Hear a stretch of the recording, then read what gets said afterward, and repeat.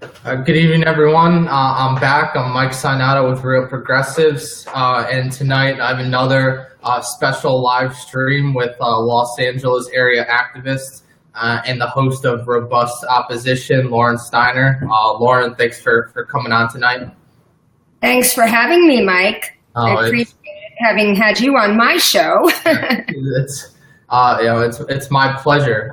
So Lauren was doing a lot of live streams about this past weekend. California had their Democratic Party convention, so the story goes with progressives. The establishment pulled some dirty tricks at that convention. So Lauren, can you just tell us a little bit about what you were doing there and what you saw? Well, sure. So I was not an ADEM, which stands for Assembly District Delegate. I chose not to run, even though I was a delegate for Bernie at the National Convention in Philadelphia. I've never really been involved in the Democratic Party. In fact, joining the Feel the Burn Dem Club, which was just started by Melissa Michelson and some Los Angeles Bernie delegates, is the first Democratic Party club I've ever joined in my whole life. But I was a delegate for Bernie because I believe in all of his issues. And prior to that, I was in the Occupy movement. And I always felt that if the Occupy movement had a candidate, it would be Bernie Sanders. So I've sort of gone back to my first career choice, which was broadcast journalism. I worked in the 80s in public access cable TV, which was the citizen journalism of the day. And since Occupy, I've been an activist and an organizer on the issues. I fight fracking, the TPP. I fight for net neutrality, against education privatization. I have about 5 or 6 issues that are sort of my pet issues. But I went up to the convention because a lot of my friends, Bernie delegates and fellow activists, ran for ADEM in January. And your viewers may have heard that we swept the elected positions. We got about, well, I've heard different numbers. It could be anywhere from 53 to 67% of the elected delegates. But in any case, we got the majority of the elected delegates. But unfortunately, they are only 1/3 of all the delegates because we have our own version of superdelegates here in California, and they're called PLEOs, party leaders and elected officials. So anyone who is a U.S. senator, congressman, state senator, state assemblyman, and a constitutional officer is automatically a delegate, and many of them can appoint 5 or 6 delegates. Some of them can even appoint 30, like State Senate President Kevin DeLeon, the Speaker of the House, Anthony Rendon, and even Nancy Pelosi can appoint 30. And they can instruct their delegates to vote for who they want. Now, as you're probably going to ask me later, so I won't get into it now, I had an incident with Eric Bauman, who was the odds-on favorite to be the new party chair because the current party chair of many years, John Burton, is resigning. So Eric Bauman has been the head of the LA County Party Democratic Club for many years. He's been vice chair of the state party since 2009, and he was the odds-on favorite until Kimberly Ellis entered the picture. Now, Kimberly Ellis is an African-American woman who was heading up an organization called Emerge California. And that is an organization that is recruits and trains women to run for office. And in the 7 years that she was heading it, she managed to double the donations. And she also managed to get more women of color to be running for office, which was quite an accomplishment. And the thing about this particular election is she was really the unity candidate because she supported Hillary. Understandable, because her organization was one that recruited and trained women to run for office. So there really was no Bernie-crat candidate. Kimberly and Eric supported Hillary in the primary, but she had, Kimberly, the support of both Bernie-crats and Hillary people. So she was really the unity candidate. Whereas Eric Bauman, it seemed like he went out of his way to antagonize Bernie people, both during the primary campaign and even during this election. And they had some real differences as far as what they wanted to do for the party. Eric is what you would call a transactional politician, sort of like you scratch my back, I scratch your back. And I dubbed him Boss Bauman because he's like an old style party boss, not only in his personal demeanor, the way he bullies, threatens, and intimidates people, but in also the way that he gets things done. Now, Kimberly is more what we call a transformational style politician, and she really wanted to transform the California Democratic Party. In fact, her slogan was to reinvent what it means to be a Democrat. And she talks about growing up with her grandma, her old Southern grandma from Tennessee, who taught her that Democrats were the party of the poor, the party of the hungry, the party of the sick. And really, she says that Democrats have lost their way and have become the party of the special interests. So she wanted to open up the party to the grassroots, to organizers. In fact, her motto was organize, organize, organize. And she was able to even do that during her campaign. Like we talk about how Bernie Sanders ran on a money out of politics platform, and he actually took money out of politics in his campaign. Well, Kimberly did the same thing with organizing. All of her delegates were organizing forums around the state for SB 562, which I know we're going to talk about later, California's single-payer health care plan. So we're still doing that. We're calling our state senators because it just passed out of appropriations and it's going to go to the full Senate next week. We're doing canvassing in districts of state senators that haven't said how they're going to vote.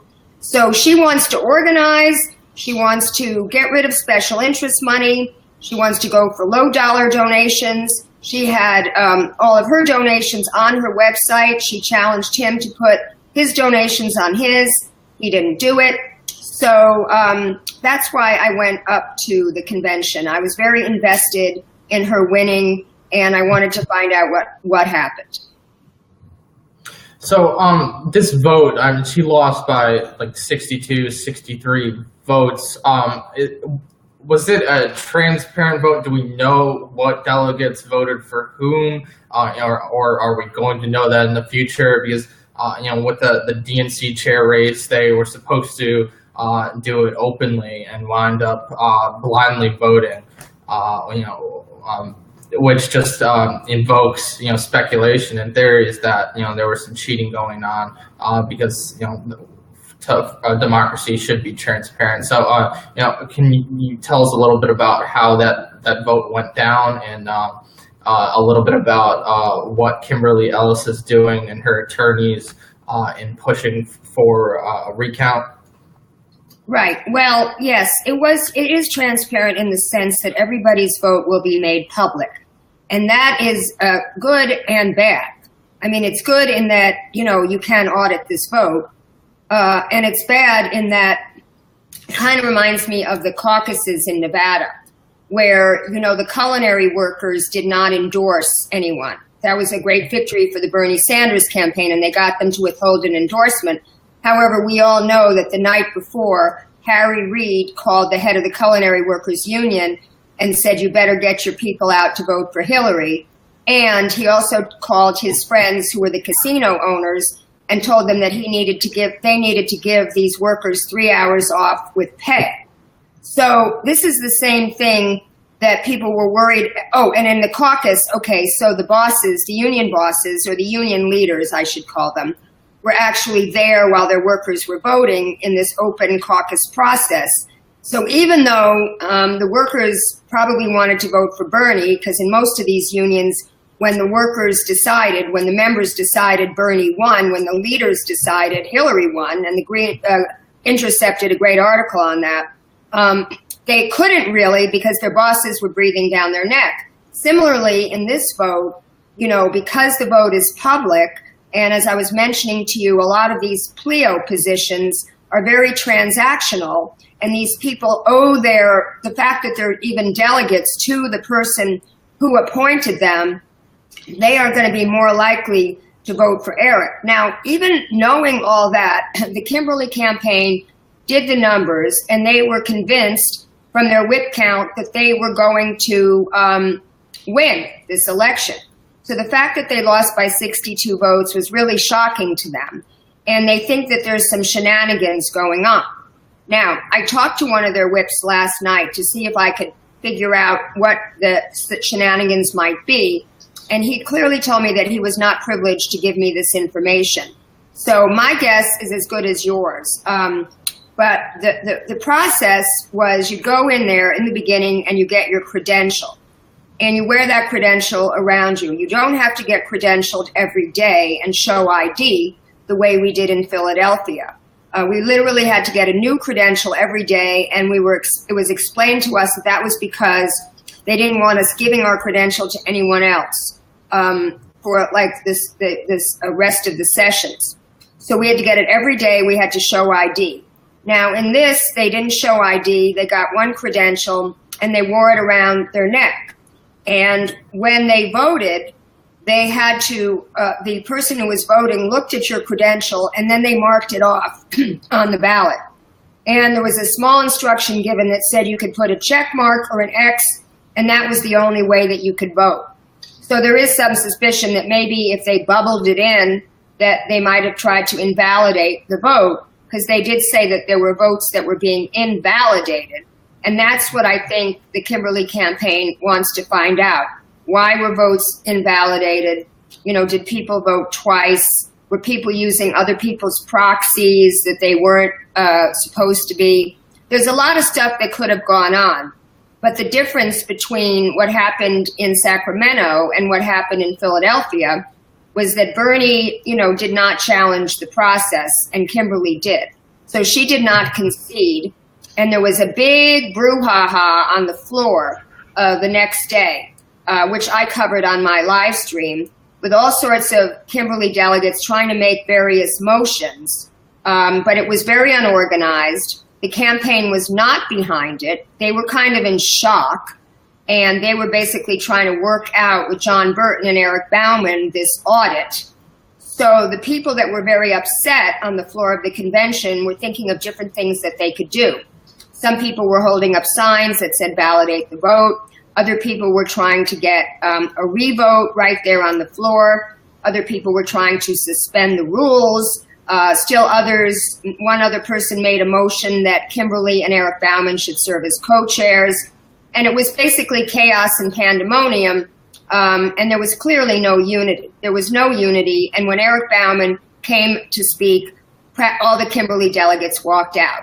And it was announced that she was going to be speaking in the park nearby. So we all went over to the park and I live streamed her speech.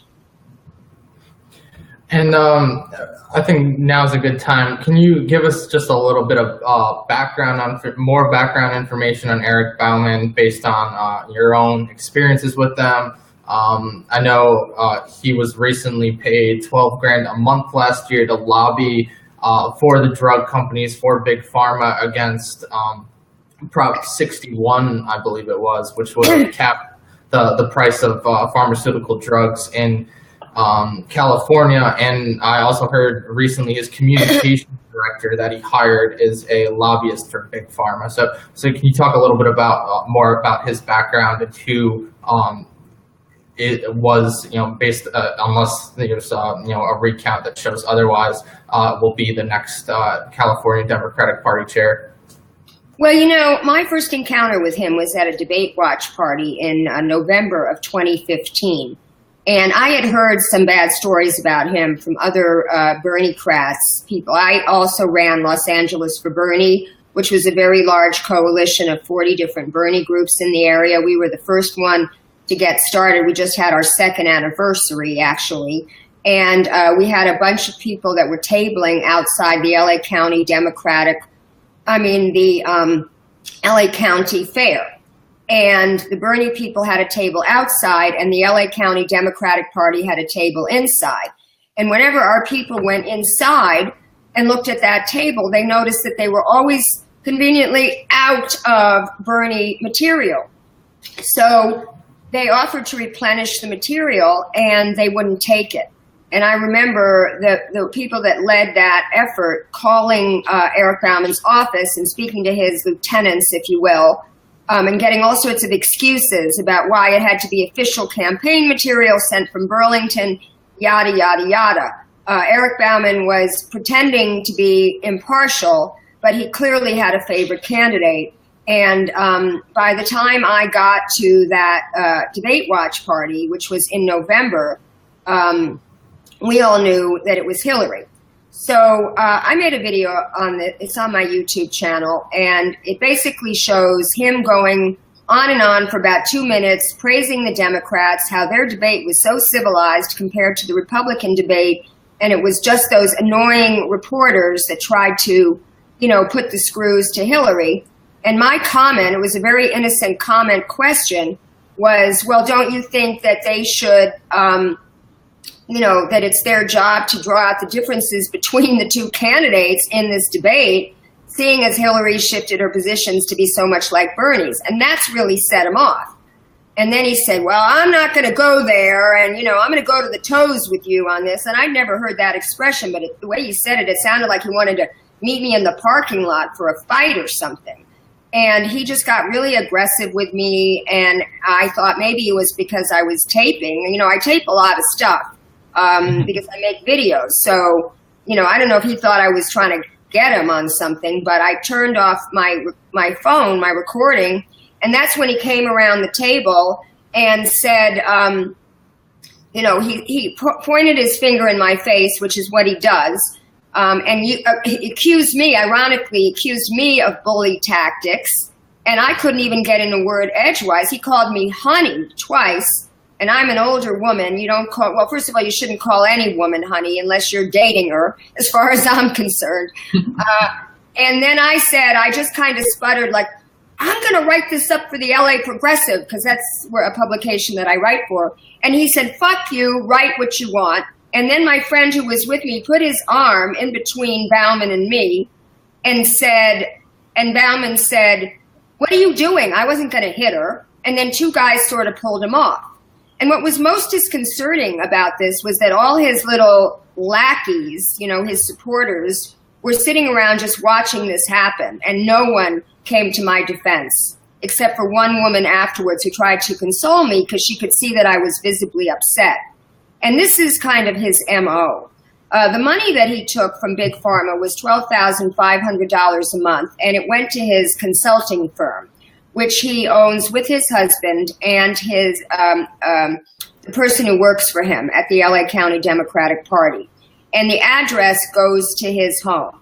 So even though he tried to say that he did no work himself to fight Prop 61, it was interesting that the California Democratic Party never endorsed that proposition, even though the nurses did, and even though it would have reduced prescription drug costs for 14% of Californians. And as you know, Bernie Sanders came out to stump for it about 3 times. But when I asked him at the state meeting down in San Diego last December, why he did that, he said, well, I got to make a living, which was, I just could not believe that remark, because he makes a living. His salary is $145,000 a year working for the speaker, Anthony Rendon. So this was moonlighting, and it was moonlighting as a lobbyist, and as a lobbyist for the industry that spends the most money lobbying in Washington, D.C. And basically, this was a motion that was leading in the polls. Like 70% of the people were in favor of this ballot initiative. And then after Big Pharma spent $126 million on deceptive TV ads, the ballot initiative lost.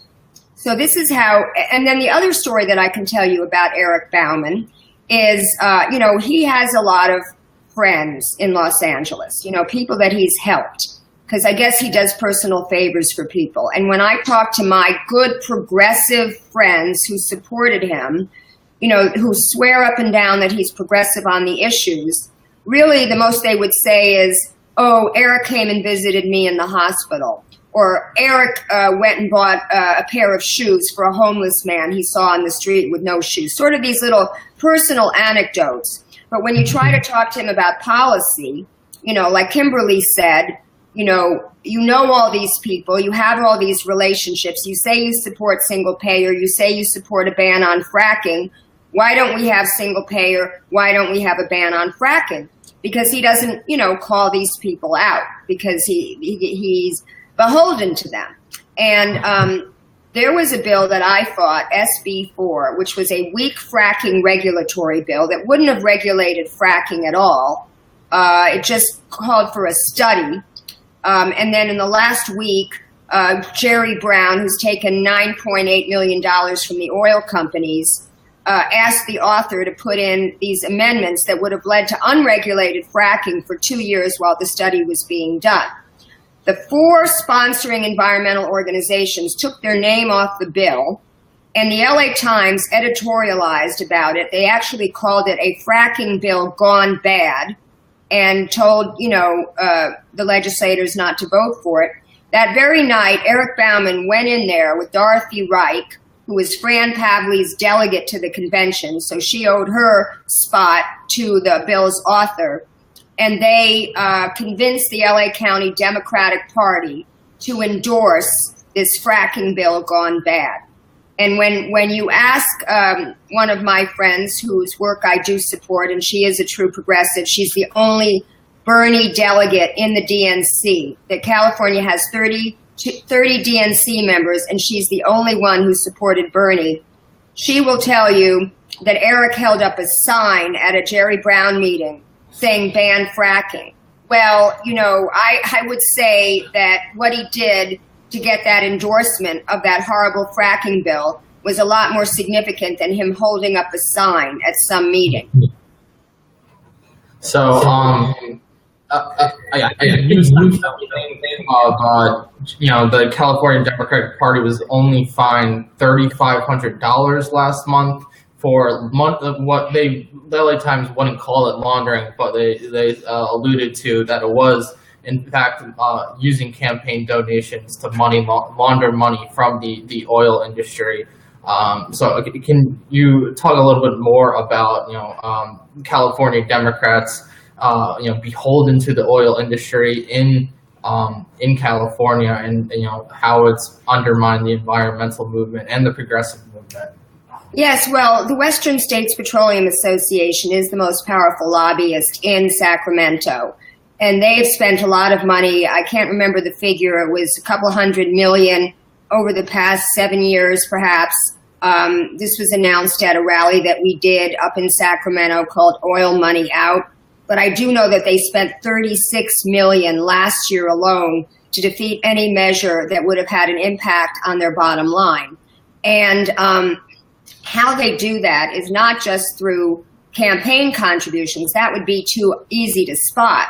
What they do is they funnel money into the California Democratic Party because you're only limited as an individual. You can only raise, I guess it's $2,700, maybe $5,400, depending on the race. And see, I was told this by Hillary Crosby, who is the controller. She's the outgoing controller, and she was also the vice chair of Kimberly's campaign.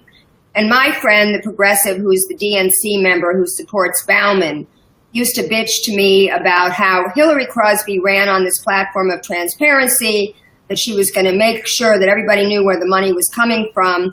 But when I talked to Hillary about this, she mentioned to me that her position was just ceremonial. And in reality, it's the president pro tem, Kevin DeLeon, and the speaker, Anthony Rendon, who decide where this money goes. So they earmark it.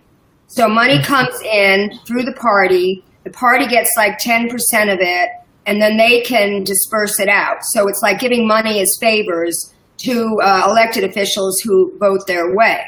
So you can see the whole thing stinks.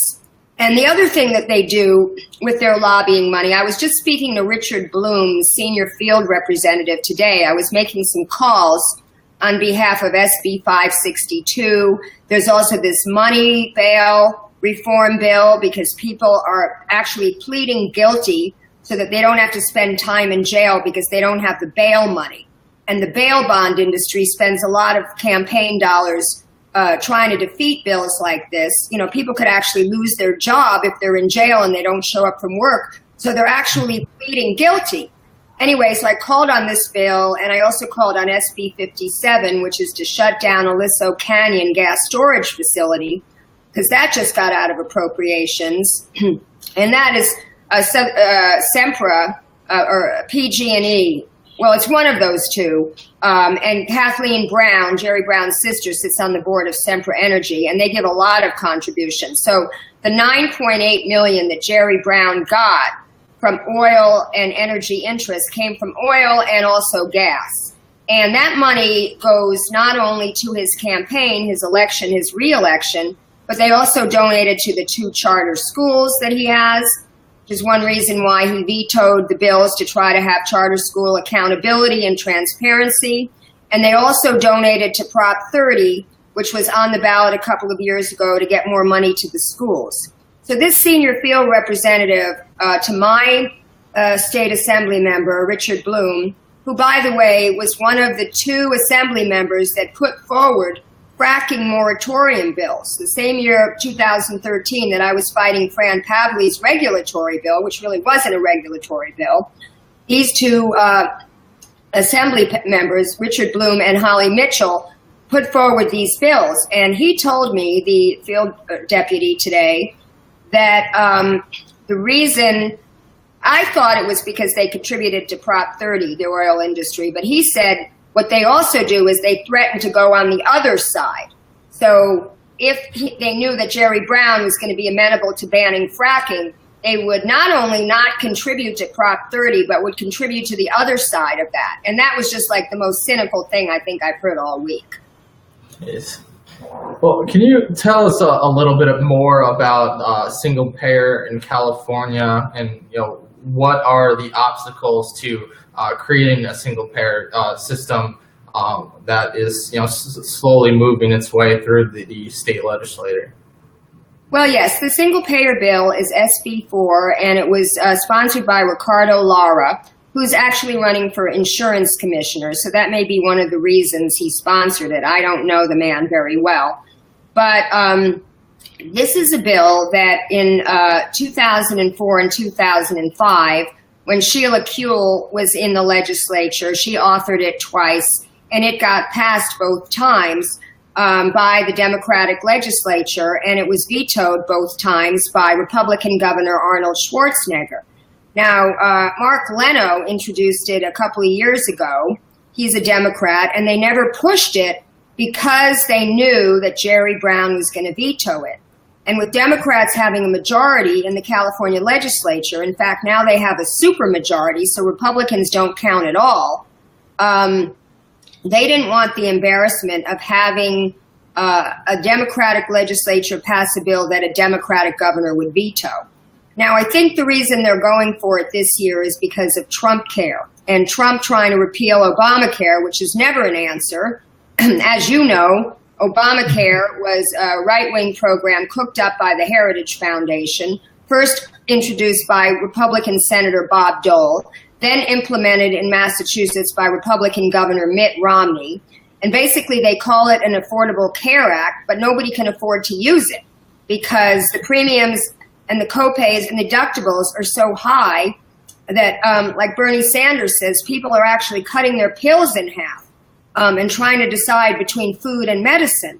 So this is the only, well, it's not the only because you have to buy car insurance, but it's like the only private product that you have to buy, that you're forced to buy, and people can't afford to use it. So this single payer bill, and I worked on it back in 2004, the numbers back then was that it would save $20 billion in the first year alone because it would cut down 1,500 different insurance plans to one. And by cutting out the administrative costs of that and also the marketing costs, also the CEO salaries, I don't know if you know, but the CEOs of Anthem, Cigna, and Aetna make $17 million a year. A couple of years ago, it was $15 million. But obviously, the Affordable Care Act is very profitable for them because now they're making even more. And they actually call, what a health insurance company will do is when they actually have to pay out a claim on the books, they call that a medical loss. Can you imagine? A medical loss. So that's why they try as hard as they can not to pay claims. And what what Roseanne DeMoro said in her speech the other day was that we don't want health insurance, we want health care. And that's really the crux of the matter. So this bill that would have saved $20 billion in the first year alone would have insured the 8 million Californians who didn't have health insurance at the time. And it would have provided other things such as dental, vision, home health care, alternative things like acupuncture, chiropractic, and no copays, deductibles, or premiums. So now this bill was introduced and it went to the Appropriations Committee last week. And the day that it went to there was no cost attached to it. So the day it went, the legislature released their cost. And it was going to be $400 billion a year. And they were making a big deal saying that that was more than the entire state budget, which is $290 billion. And it was 15% of, Californians' GDP, and that they would have to cover, $100 billion from employers I'm getting the numbers wrong. But the fact of the matter was that the media tried to put a bad spin on this. And as a matter of fact, George Skelton, who is a longtime Sacramento correspondent for the Los Angeles Times, just wrote his editorial, and it said something like, now we're going back to the planet Earth, like that this was so unrealistic that we should be asking for this. When the article that I think I sent you may have showed that what the real number is, and the only number that people should be talking about, is that the average person would pay about $208 in a tax if they do this as a payroll tax.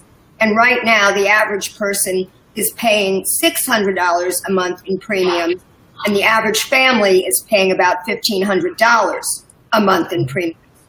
So this is going to be a savings for everyone because there won't be any more copays, premiums, and deductibles, and it won't be on the employer. So the employer is going to save money too. And that way they may want to give people more jobs, more hours, because right now, I think if they hire you more than 30 hours a week, then they have to pay your health care. And so they're trying to keep everybody below 30 hours so that they don't have to do that. Yeah. What bothers me about this too is I know you had in your you had a live stream recently of Senator Dianne Feinstein of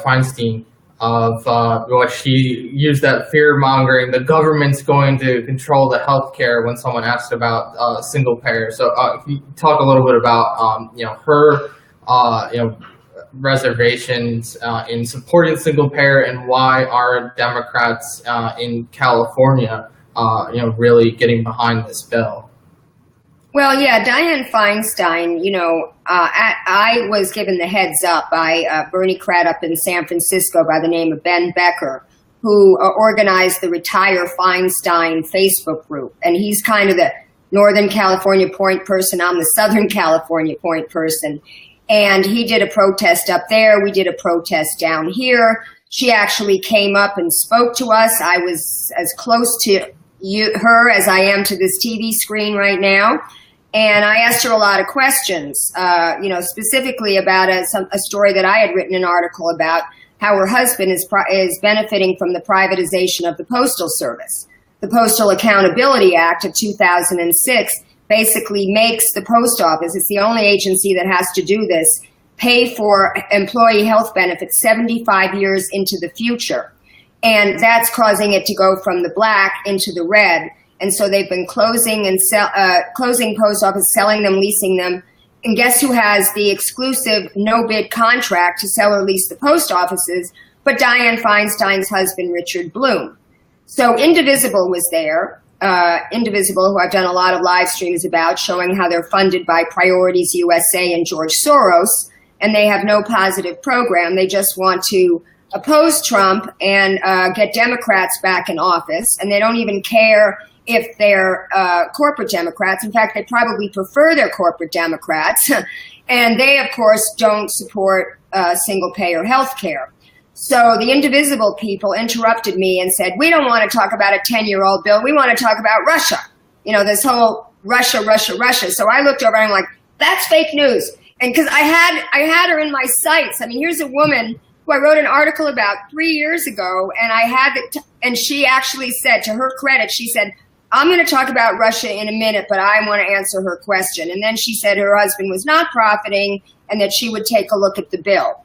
But the point is that at her town hall in San Francisco, Ben Becker alerted me to the fact where she called it government control. She says, somebody asked her if she would support Bernie Sanders' single-payer bill, and she said, not if it means government, total takeover of the government of all health care. And I did a little video on it, which Jimmy Dore ran on his show the other day. Thank you, Jimmy. I got dozens more subscribers because you mentioned me, in which I said that's a Republican talking point, because it is a Republican talking point. So armed with that information, when I did my second Retire Feinstein protest at her Los Angeles town hall, which was 3 days later, I did a little bit of research and I found out that she has received $286,000 in the last 5 years from the health industry. I'm not sure how it breaks down, but it was the health industry when you look at open secrets. So basically, she is paid not to know what single payer is. So when I got to the mic, I asked my question, would you agree to meet with Senator Sanders so he could explain to you that single payer is not, in Los Angeles, she actually called it, she went even further, she called it government control over all medicine, as if the government would be in the operating room, taking out your tumor or something like that. I mean, it's astounding. And she said to me, yes, I'd be happy to meet with Senator Saunders. She didn't even know how to pronounce his name. And then when Michael Tracy from the Young Turks went up to her afterwards, he said something about Bernie Sanders. And she said very derisively, he's not even a Democrat. Because that's their big thing about Bernie. Well, he may not be a Democrat, but he's the most popular politician in America today. And they are trotting him out on this unity tour with Tom Perez because they know that Tom Perez is getting booed and Bernie is getting cheered. So Dianne Feinstein, I pointed out to her that 50%, for the very first time, more than 50% of Democrats had signed on to John Conyers' bill, single payer in the House, H.R. 676. And this is because a lot of us activists, including Justice Democrats, who have been unfairly pilloried by a couple of YouTube journalists who will remain nameless, but Justice Democrats has been doing a yeoman's job publishing these memes of which Democrats have not signed on to co-sponsor John Conyers' bill. And at the time when I cited this figure, this was a few weeks ago, they had said that in the last 32 days, 32 congressmen signed on. And that was because of things that we were doing. Like I went to Adam Schiff's town hall. I went to Brad Sherman's town hall. A couple of other live streamers were at Maxine Waters' town hall and Linda Sánchez's town hall. And we got those last two to sign up due to pressure.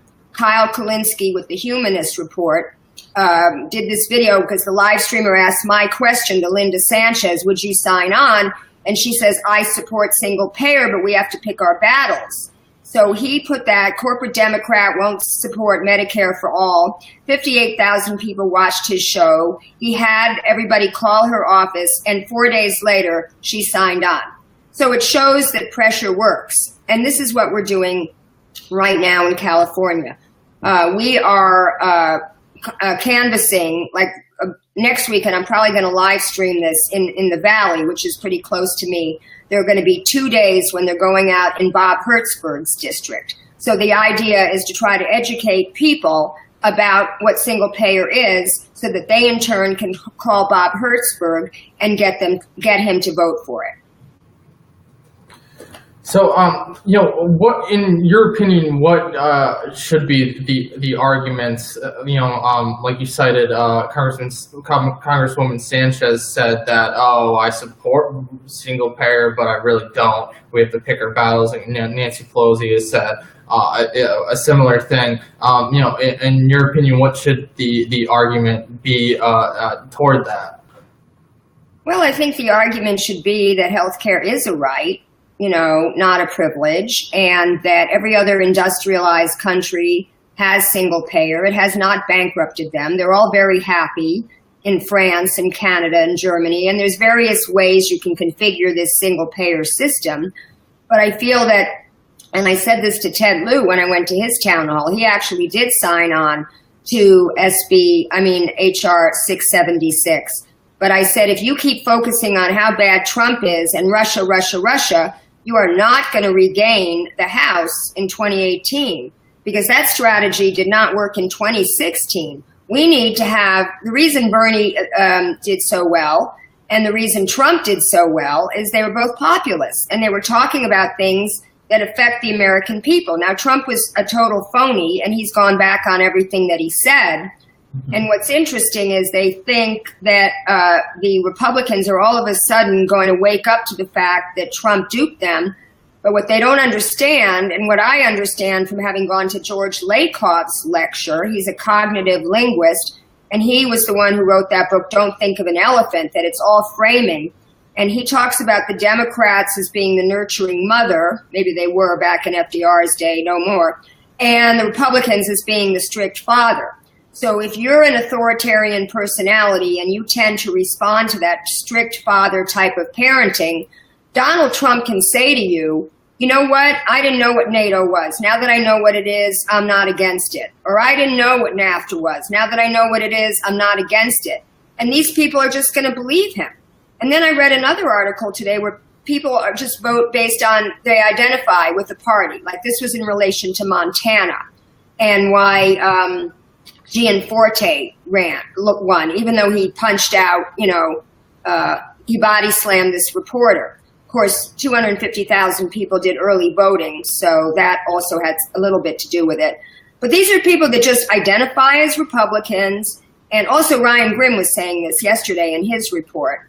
They identify as Republicans, they're always going to vote for Republicans, and that's just the way it is. It doesn't matter what the Republicans actually do. So my feeling is that the Democrats, if they're going to keep on with this failed strategy of, everything Trump does is bad, and Russia, it's very dangerous. First of all, it's fomenting a new Cold War with a superpower that we ought to be getting along with, that we were getting along with up until last year. And this Cold War can easily turn into a hot war with someone like Trump. I contend that he bombed Syria just to prove that he was not in cahoots with Putin. So, the deep state is very powerful. And I also find it interesting that that term has been co-opted by that Democrats think that that's an alt-right term, when actually it was first brought up on Bill Moyer's show in 2014 by Mike Lofgren, who wrote his book on the deep state. And the deep state is nothing more than the military-industrial intelligence complex, plus Wall Street, who makes a lot of money off of perpetual war. So that's where you have it, the situation today.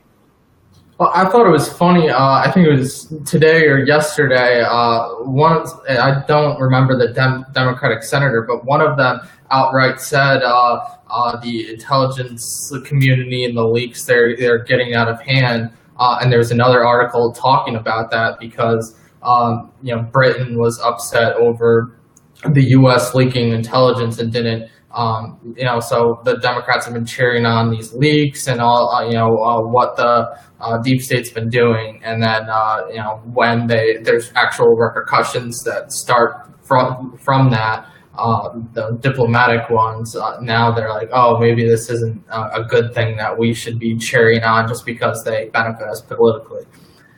I know, it's crazy. I mean, it's really crazy, but, that's what they do. And I'm like thinking of protesting my own congressman, Ted Lieu, because he's been one of the worst. And he's having a fundraiser next week at a lobbyist house in Beverly Hills. And the lobbyist represents real estate and insurance companies and all the bad actors. And, this is one of those, I guess you can go for $200, but they're also asking for $2,700 and $5,400, which is the maximum. So I don't understand why Ted Lieu, I said to him, you need to be talking about affordable health care, affordable housing, free public college and university, combating climate change, all the things that affect people's lives. And I don't know, he's getting a lot of popularity from this. So is Maxine Waters. She's getting off on the fact that the millennials call her Auntie-Maxine.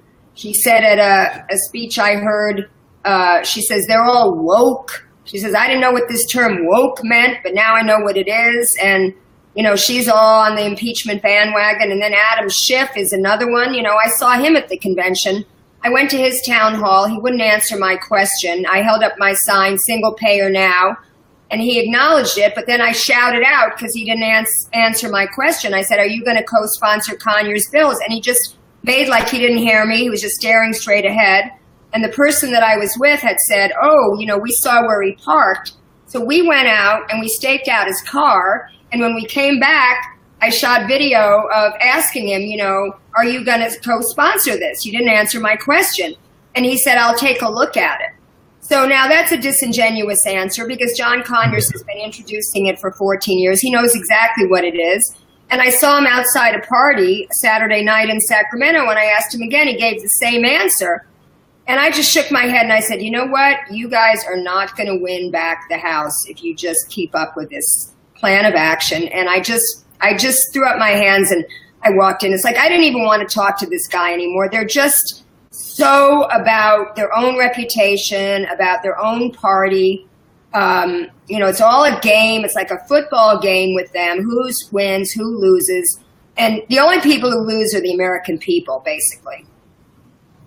Mm-hmm. Well, just to say like a personal anecdote with single payer healthcare. My father came to this country from Italy, which has universal healthcare in the 70s. But when he was working, he's been a chef forever. He couldn't afford healthcare, so he got an ear infection. Now he's half deaf because he couldn't afford to get that taken care of. Based to the system they have in Italy now, my grandmother, more than 10 years ago, when she was getting too old to take care of herself, instead of, over there throwing old people into a nursing home, or God knows what happens to them when, they can't afford that, the government pays someone to go to her house and take care of her, and help her out. They provide those services, and Italy is doing fine. The single payer is long overdue. Nixon and Ted Kennedy in the 70s were trying to work something out and wanted to do it. I mean, their political climate wasn't conducive to it, and Nixon blew up with Watergate, so it really undermined any ability to do that. But you had that bipartisan need to want to do single payer. I mean, even now you've had Republicans cite. There's like a Fox News columnist and contributor, that Charles Krauthammer guy, who is a staunch conservative, but he said a couple months ago, I think in 7 years we'll have a single payer healthcare system. It's going to happen. People want it. So it's, I don't understand how any Democrat can not be for this, for single payer. It's ridiculous. So. Well, I just think that, in closing, what people can do if they're watching is call these state senators, and tell them, if you're from California, I don't even think you have to be in their district. Or if you're not in their district, just look up the zip code in their district and give it to them. That's what I do. They don't play fair. I don't play fair. And tell them that you support SB 562, because if we don't get it this year, they can make it a 2-year bill. And if we get it passed and Jerry Brown vetoes it, we can bring it up as a ballot initiative. Now, understand that the health insurance companies and Big Pharma are going to throw all they have against this. And they did in Colorado. The Colorado Care Bill lost, but it's just a matter of time. And we really have to go out and, educate our neighbors, educate the people at our workplaces, just educate people on a one-to-one basis with your personal story. And I'm sure they all have a personal story. And I even did a video saying, join your local Indivisible group, because Indivisible has now 6,000 chapters nationwide. And these are mostly Hillary supporters that were asleep for 8 years during Obama because they thought everything was fine. And now they're woke, as Maxine Waters would say. But they're listening to Indivisible, who's just really telling them to just oppose Trump. And I was on their hour-long call that they had to save the ACA. And in that hour-long call, they didn't once say, call your Congress member and tell them to repeal and replace Obamacare with single-payer Medicare for all. Didn't mention it once. And they had Planned Parenthood on the call. And it's interesting. I have a little theory about Planned Parenthood. You know, I think if they had single-payer, they wouldn't need Planned Parenthood to provide women's health care and abortions. And it's interesting that Cecile Richards, who is the CEO or the executive director or president, I don't know her title, the head of Planned Parenthood, makes over $900,000 a year. So to me, that is the nonprofit industrial complex. I think we have to fight the nonprofit industrial complex, and we have to organize from the grassroots, because it's really pressure from below. As Bernie Sanders said so often during his campaign, you know, he was even asked at a fundraiser here in June of 2015, and then on Chris Matthews, he said, how are you going to get single payer in a Republican-controlled Congress? And he always said, first he said John Boehner, because he was the head of the Senate at the time, and then he changed his example to Mitch McConnell, and he would say, Mitch, look outside your window. See the 500,000 people out there clamoring for single payer? That's how we have to do it. We have to get the people behind it. And it's not just these protests, the Women's March, the Tax March, the Science March. These are all useless protests. We have to organize, organize, organize.